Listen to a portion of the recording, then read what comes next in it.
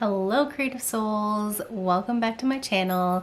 Danielle Langin here. I teach things about creativity and journaling here on this channel. So if you haven't subscribed yet, please go ahead and do so if you are interested in things like that. But today I wanted to share with you my favorite tips on how to prioritize your creative projects. This is actually a post that I made a few weeks back on Instagram. As creatives, we have a lot of ideas swirling around, and it's pretty common to be full of those ideas and inspiration for what you want to create. But then when it comes down to actually creating it, actually taking action, following specific steps to get it put into the world is kind of hard to follow through with. And what's even harder is that it's really hard to prioritize what's important and what should be created next, especially when you have a bunch of different ideas and you really don't know which direction to head in. So then you kind of get like overwhelmed and paralysis around it. So you don't create anything at all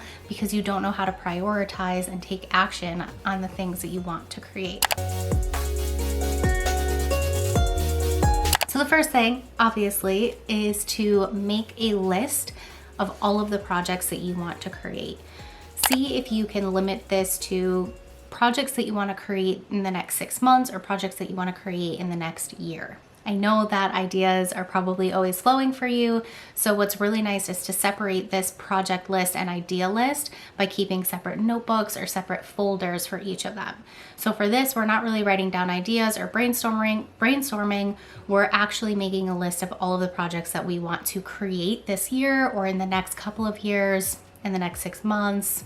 You get the idea. Something to pay attention to as you're making this list is what actually lights you up when you're writing it. When you're writing these things down and you're thinking about all of the things that you want to create and bring into the world, is there something that kind of jumps off the page and gives you like that good feeling? Or is there something that you're like, wow, I'm really excited to get to that one? Just notice and observe any feelings that you have as you're making this list. The next thing you're going to want to do after you have your list of projects, and try to keep it small if you can, like 5 to 10 projects I would say is probably the max.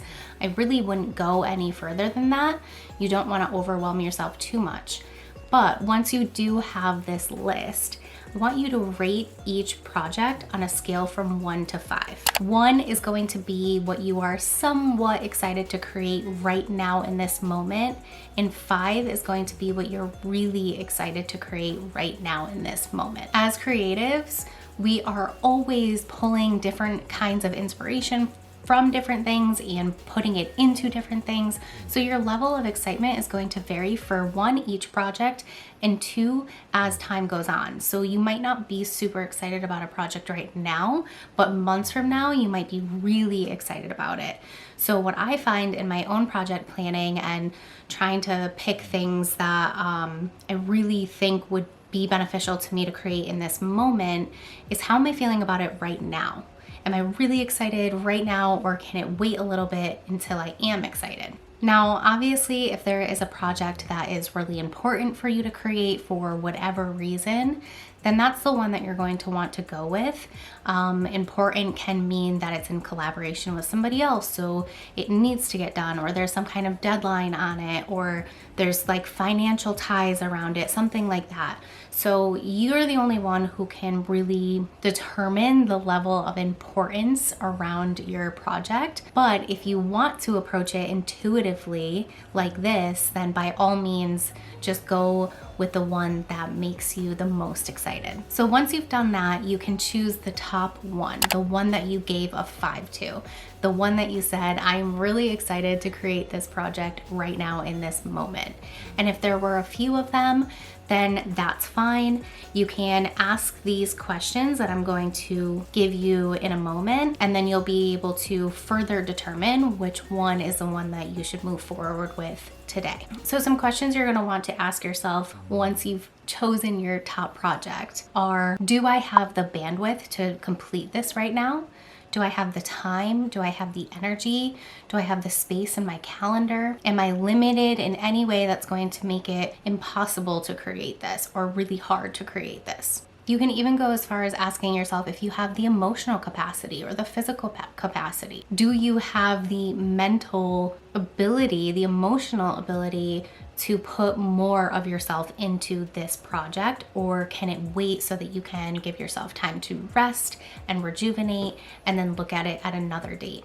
Some other questions you might want to ask yourself are, do I have the finances? Do I have the skill set? Is the thing that you want to create right now, is it going to be very costly for you to create it? Do you have the finances put in place so that you can bring it to life? And on that other side of the coin, do you have the skill set, or are there things that you need to master and study and become an expert on before putting this into the world? Another question you might want to ask yourself, and this is going back to something we talked about earlier, is what's the level of urgency? Is it important for you to do this right now, or can it wait?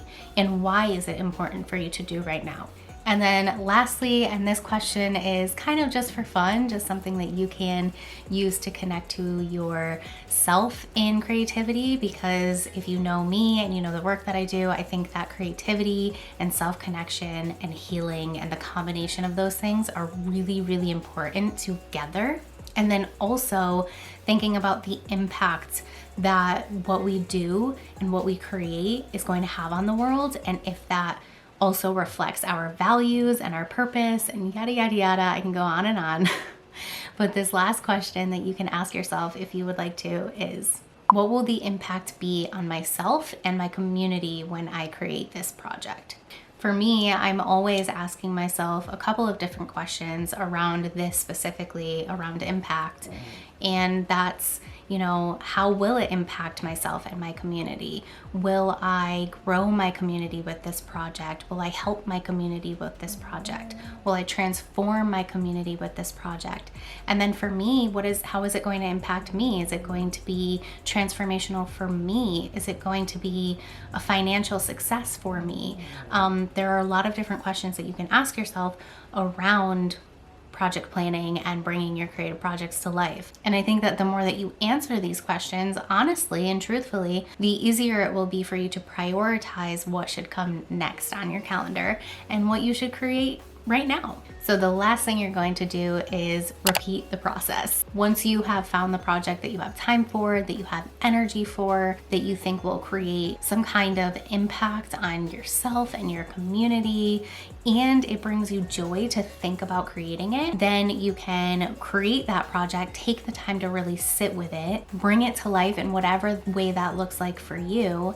And then once that project is complete, you can repeat the process, go back to your list and rate them again, ask yourself the same questions again, and just keep going on this cycle of allowing your creativity to flourish. Okay, that is all I have for you today. I hope that you enjoyed this video.